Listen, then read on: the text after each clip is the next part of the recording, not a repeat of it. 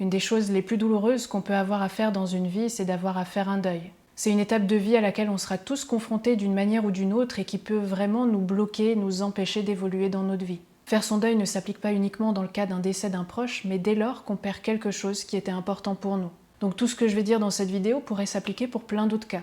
Comme dans le domaine sentimental, dans le cas d'une rupture amoureuse, ou lorsque vous êtes tombé amoureux d'une personne sans même qu'il se soit vraiment passé quelque chose entre vous, ça pourrait demander là aussi de faire un travail de deuil. Ça peut être dans le domaine amical, que ce soit une dispute que vous auriez pu avoir avec un ou une amie, dans le cas où l'un d'entre vous aurait déménagé, ou lorsque vous êtes tout simplement plus totalement sur la même longueur d'onde. Ça peut être dans le domaine professionnel, lorsque vous terminez un contrat ou que vous devez changer de boîte, ou lorsque vous devez arrêter de travailler pour une raison ou pour une autre, alors ça pourrait être à cause d'un licenciement ou à cause d'un problème de santé qui vous pousse peut-être même à vous réorienter ou qui vous empêche totalement même de pouvoir travailler. Ça pourrait être également dans le cas de problèmes de santé, on aurait un deuil à faire de notre corps, de nos capacités physiques. Peut-être qu'il y a des activités que vous pouvez plus du tout faire comme avant, peut-être à cause d'un accident ou à cause de l'âge tout simplement. Mais le travail de deuil peut se faire à partir du moment où il y a un changement dans votre vie. Ça pourrait être un déménagement, partir vivre à l'étranger, vos parents qui divorcent ou vos parents qui se remettent en couple avec d'autres personnes, avoir un enfant. Et là, ça demanderait de faire le deuil de ses nuits, par exemple, etc.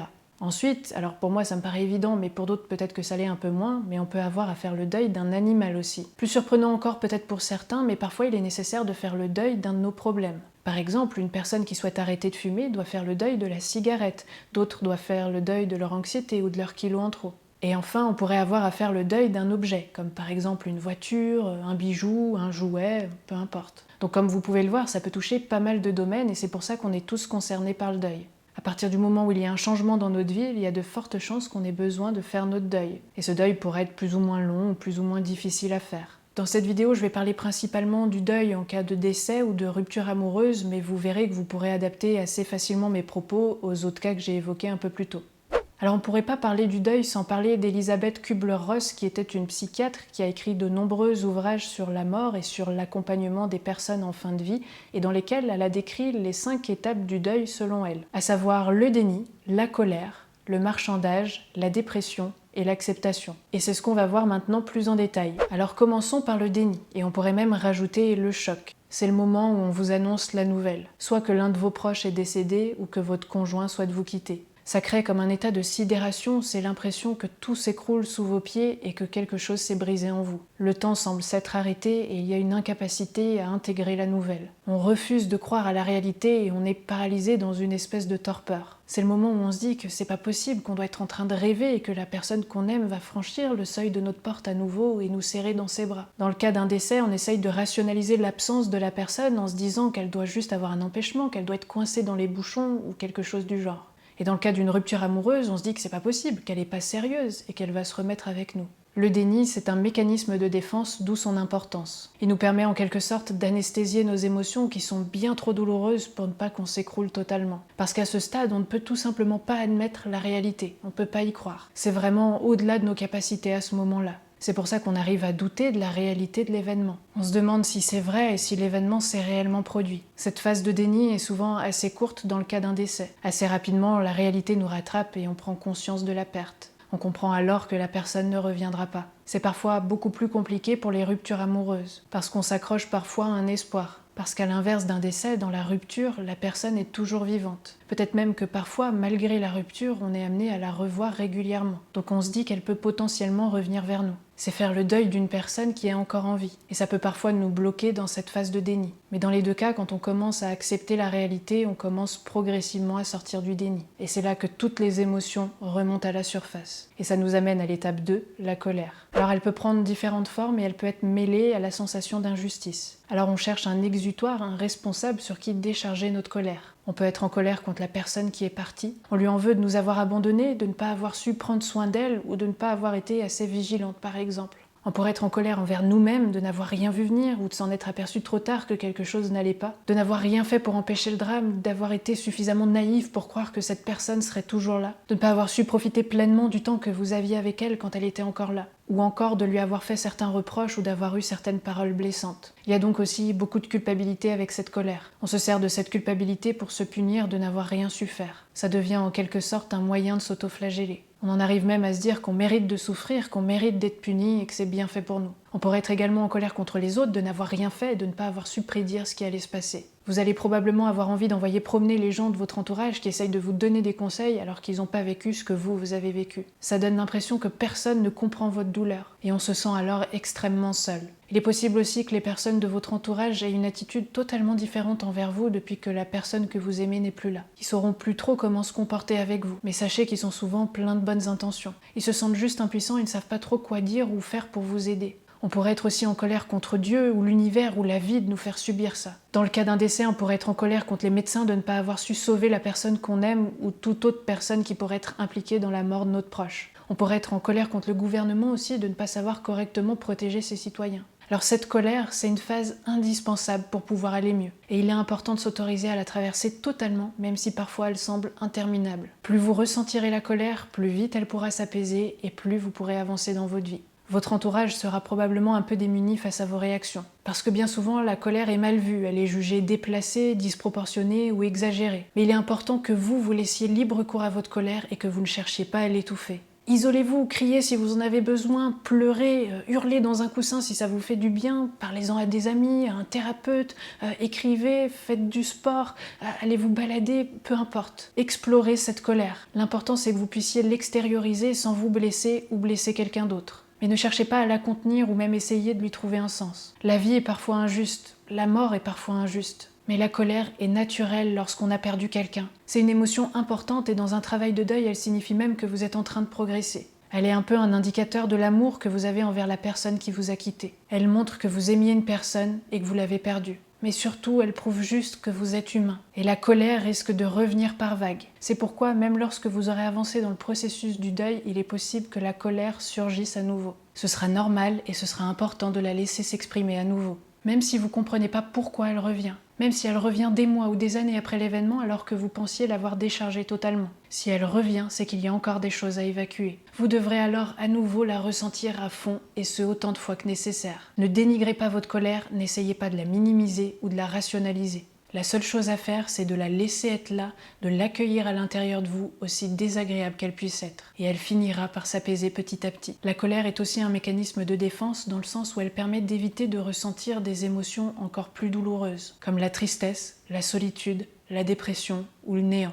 La colère sert juste à masquer toutes ces émotions auxquelles on n'est pas encore prêt à faire face. Puis on arrive à l'étape suivante du deuil qui est l'étape du marchandage. C'est le moment où on tente de marchander le retour de la personne qui nous a quittés. On a alors ce genre de pensée « Dieu, s'il te plaît, si t'existes, je me mettrai plus jamais en colère contre ma femme ou mon mari si jamais tu la sauves. Ou si il ou elle survit, je changerai totalement ma manière d'être. Je me plaindrai plus jamais, je ferai du bénévolat ou n'importe quoi d'autre. » Dans le cas d'une rupture, certains tentent de supplier la personne qu'ils aiment de ne pas les quitter, de ne pas les abandonner. Ils promettent à leur partenaire qu'à partir de maintenant, ils vont vraiment changer et ils vont faire des efforts. Et que si il ou elle reste, ce sera plus comme avant et ils feront tout ce que leur partenaire veut.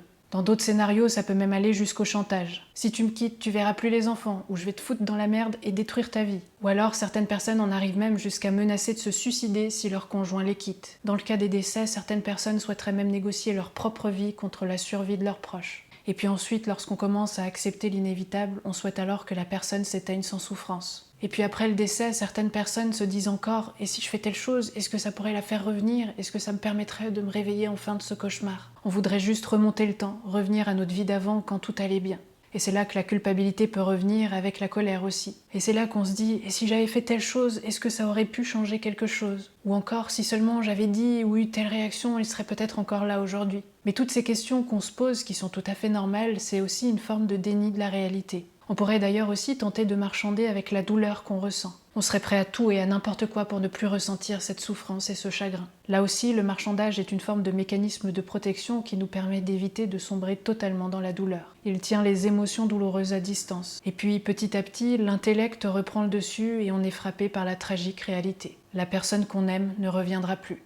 On arrive ensuite à l'étape de la dépression. C'est lorsqu'on revient à la terrible réalité du présent. Cette sensation de vide et de néant intérieur qui semble prendre possession de notre corps et qui est plus terrible encore que ce qu'on aurait pu imaginer. On se replie sur nous-mêmes et on n'a plus vraiment d'envie ou de désir de faire quoi que ce soit. La seule chose qu'on a vraiment envie de faire en fait, c'est de pleurer. Ou on préférerait rester dans notre lit toute la journée. D'ailleurs, sortir du lit, ça paraît être une épreuve aussi compliquée que de gravir une montagne. Tout le corps paraît lourd, le moindre mouvement demande de fournir un effort considérable. On a l'impression de n'avoir plus aucune énergie en nous. La vie paraît vaine, inutile. Tout paraît fade et plus rien n'a vraiment d'importance. Les activités du quotidien semblent totalement dérisoires et plus rien ne semble valoir la peine. Pourquoi sortir du lit? Pourquoi manger? Pourquoi aller travailler? Nos émotions sont comme anesthésiées, autant les négatives que les positives. Et on se sent seul, tellement seul, et ça peut durer comme ça pendant longtemps. Alors au bout d'un moment, l'entourage commence même un peu à s'inquiéter. Ils vont essayer de vouloir vous sortir de cet état-là. Beaucoup de personnes considèrent malheureusement cette étape comme étant pathologique alors qu'elle est tout à fait normale et importante à vivre. Trop souvent, on pense qu'il faudrait remédier à tout prix à cet état-là et y mettre un terme et qu'il faudrait déjà être en forme.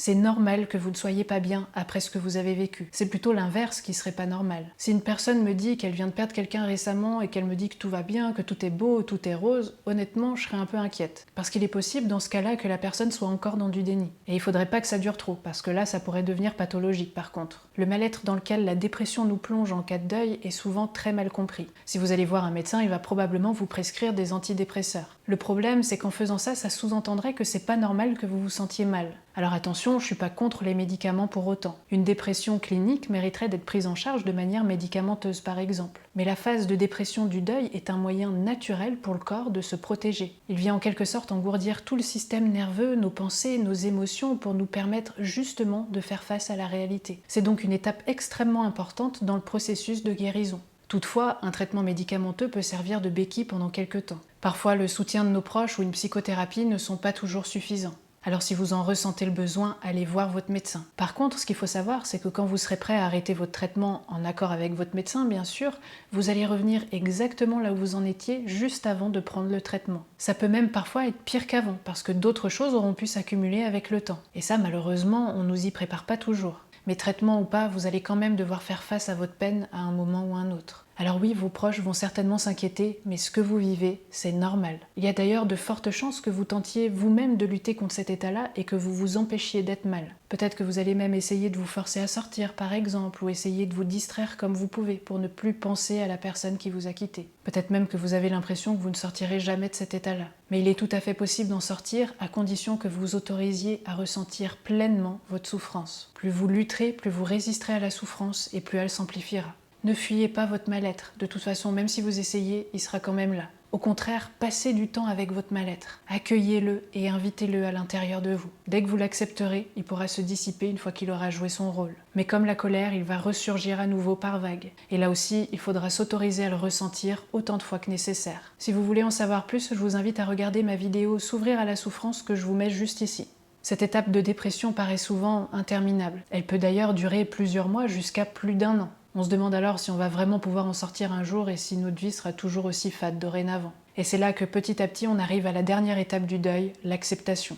L'acceptation, ça veut pas dire qu'on soit ok avec le fait que la personne qu'on aime soit plus là. Elle va toujours vous manquer. C'est juste qu'on accepte qu'elle ne reviendra plus. Mais bien sûr, cette nouvelle réalité ne vous conviendra jamais réellement. Il y aura probablement toujours un vide. On comprend qu'il y a un avant et un après.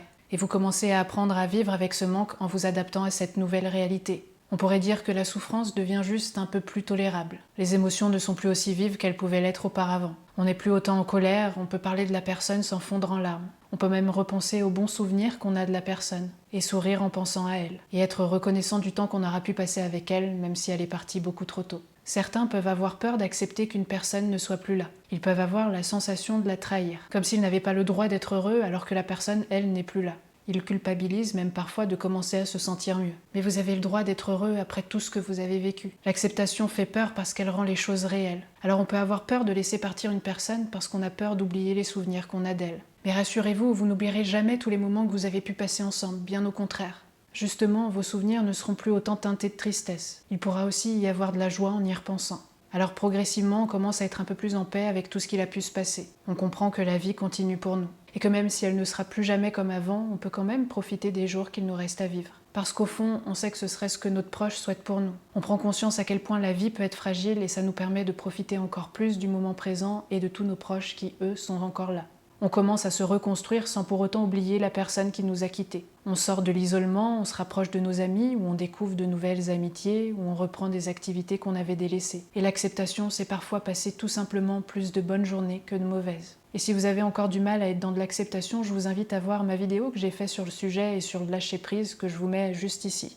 Voilà pour les 5 étapes du deuil. Alors dans la réalité, ces étapes, on ne les traverse pas toujours de manière aussi nette et linéaire. Parfois, ces étapes peuvent se chevaucher ou on peut même avoir l'impression de les vivre simultanément. Ce qu'il faut savoir aussi, c'est que chacun vit son deuil à son rythme et à sa manière. Et la durée d'un deuil peut varier d'une personne à une autre. Et il n'y a surtout pas de bonne ou de mauvaise manière de le faire. Et personne ne devrait vous dire comment vous devez vivre votre deuil. Mais je peux quand même essayer de vous donner quelques conseils qui, j'espère, pourront vous aider. Le premier, c'est justement d'essayer le plus possible de ne pas vous comparer aux autres. Ça risquerait de vous faire souffrir plus qu'autre chose. Parfois, on peut avoir l'impression que les autres se remettent beaucoup mieux que nous d'un deuil ou d'une rupture. Par exemple, certains arrivent rapidement à reprendre le travail ou à s'engager dans de nouvelles relations sentimentales, alors que vous vous en sentez encore totalement incapable. Mais on ne peut pas se comparer à une autre personne. Déjà parce qu'on ne pourrait pas réellement savoir ce qui se passe à l'intérieur d'elle. Parfois, ce qu'on voit, c'est juste une façade, un masque que la personne met pour essayer de se protéger. Mais surtout, on a tous une sensibilité différente. Alors prenez le temps qu'il vous faut pour vous remettre de tout ça. Et si ça met plus de temps que la moyenne, eh ben c'est comme ça.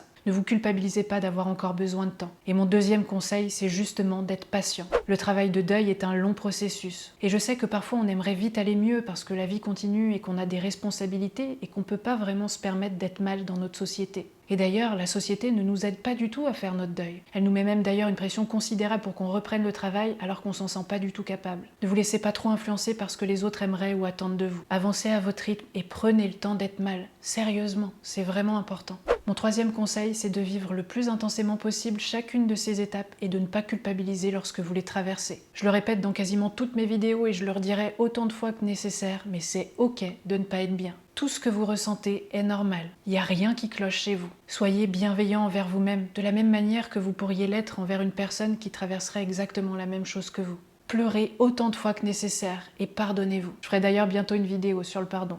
Mon quatrième conseil, et c'est peut-être bien le plus important, ne brusquez pas le processus du deuil. N'essayez pas de fuir ou de sauter des étapes, ça risquerait d'être encore plus douloureux. J'ai d'ailleurs une anecdote personnelle à ce propos. Suite à une rupture amoureuse que j'ai vécue comme un vrai choc émotionnel, j'ai voulu aller un peu plus vite que la moyenne, parce que je connaissais déjà toutes ces étapes et je savais intellectuellement tout ce qu'il allait falloir que je traverse. Alors j'ai voulu aller tout de suite à la phase d'acceptation. Et très rapidement, je me suis enfoncée dans une dépression terrible. Et je comprenais pas pourquoi, parce que je pensais avoir sincèrement accepté la situation. Et comme je travaille dans l'accompagnement, je culpabilisais de ne pas être déjà bien alors que je savais exactement ce qu'il fallait que je fasse. Je luttais contre mes pensées et mes émotions et je me suis sentie extrêmement seule. Et je me disais, bon allez, là ça fait 1 mois, 2 mois, 6 mois, tu devrais déjà aller mieux. Ça a duré un bon moment comme ça, très longtemps même, jusqu'à ce que je comprenne que je refoulais en fait totalement la colère. Je voulais surtout pas m'autoriser à être en colère. Pour moi, ça servait à rien d'être en colère, c'était juste immature. Ah, je peux vous dire que j'ai vraiment essayé de la fuir, cette colère, mais c'était impossible. Alors j'ai appris à lui faire face et à m'autoriser tout doucement à la ressentir. Et c'était quelque chose de vraiment difficile à faire pour moi. Et une fois que je l'ai fait, il a fallu que je repasse à nouveau par la phase de dépression pour pouvoir me rapprocher tout doucement de l'acceptation. En gros, j'ai fait mon deuil totalement à l'envers, mais le corps est bien fait quand même. Et je suis très contente d'avoir vécu cette expérience parce que ça m'aura permis de comprendre plein de choses sur moi. Et ma pratique en cabinet a totalement changé et évolué. Et pour l'anecdote, et d'ailleurs peu de personnes le savent, mais j'ai écrit mon livre en étant en pleine phase de dépression. Et l'écriture de mon livre m'aura permis d'avancer tout doucement dans mon processus de deuil. Alors c'est pour ça que je tiens à préciser qu'une rupture amoureuse, c'est tout aussi douloureux que dans le cas d'un décès, même si c'est pas vraiment comparable. Parfois, certaines personnes sous-estiment la souffrance que ça peut créer, peut-être parce qu'ils n'ont tout simplement pas vécu quelque chose comme ça. Ils pensent peut-être même que vous exagérez, et peut-être même qu'ils vont vous dire quelque chose du genre « Ah, ça va, il ou elle est pas morte, c'est pas la fin du monde ». Ne les laissez pas dénigrer vos émotions. Vos émotions sont valides, et vous avez le droit de ressentir ce que vous ressentez. Et je sais plus exactement qui a dit ça, mais je me souviens avoir lu que aimer quelqu'un, c'est lorsqu'on l'intègre à l'intérieur de nous et qu'il devient une partie de nous. Littéralement. Et je trouve ça très vrai. On le dit d'ailleurs que quand on aime quelqu'un, il fait partie de nous. Et on le ressent à l'intérieur de nous. Alors c'est pour ça que lorsqu'une personne décède ou qu'on se sépare de quelqu'un, on a l'impression que c'est une partie de nous qui meurt. Et je pense que c'est ce qui fait qu'on ressent ce vide à l'intérieur. Et on doit apprendre à vivre avec ça. Mais il y aura toujours une partie de la personne que vous aimez qui continuera de vivre en vous. Mais bref, pour en revenir à mon conseil, ne brusquez pas les étapes. Ne faites pas comme moi. J'ai voulu jouer au plus maligne, mais c'était pas une bonne idée. Ceci dit, je regrette absolument pas de l'avoir vécu, aussi douloureux que ça a pu être, je pense que c'était précisément par là qu'il fallait que je passe pour pouvoir évoluer dans ma vie. Un autre conseil que je pourrais vous donner, c'est d'écrire. Bon, vous n'êtes pas obligé d'en écrire un livre non plus, mais faites-le juste pour vous. Prenez une feuille et un stylo et écrivez tout ce que vous avez sur le cœur, tout ce que vous ressentez, toutes les pensées que vous pouvez avoir, et surtout, ne vous censurez pas. Ça permettra vraiment d'extérioriser ce que vous avez en vous.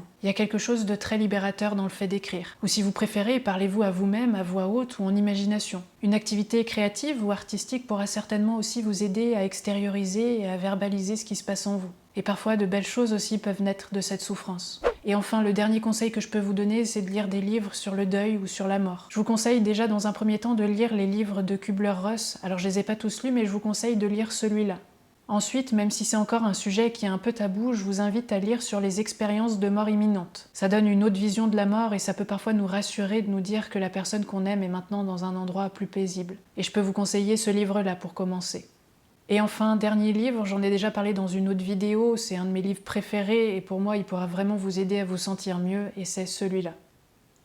Voilà, je terminerai cette vidéo en vous disant que je suis désolée que vous ayez à traverser ce genre de souffrance. Personne ne mérite de vivre ça. Et même si vous en doutez probablement encore pour l'instant, vous avez les ressources en vous pour faire face à cette terrible épreuve. Ça va être long et très difficile, mais ça va finir par aller mieux. Ce sera plus jamais comme avant, mais ça va aller.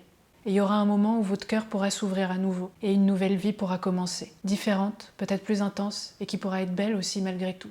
Alors tenez bon, c'est peut-être pas grand-chose, mais je vous envoie tout mon soutien. Et j'espère du fond du cœur que cette vidéo vous aura un peu aidé. Et pour ceux qui n'ont pas encore connu de perte dans leur vie, j'espère que cette vidéo vous aidera au mieux le moment venu. Profitez de chaque instant avec vos proches comme si c'était la dernière fois que vous les voyiez, parce qu'on ne sait pas ce qui peut arriver. Alors n'ayez pas peur aussi de leur dire que vous les aimez. Merci d'avoir regardé cette vidéo et à très vite.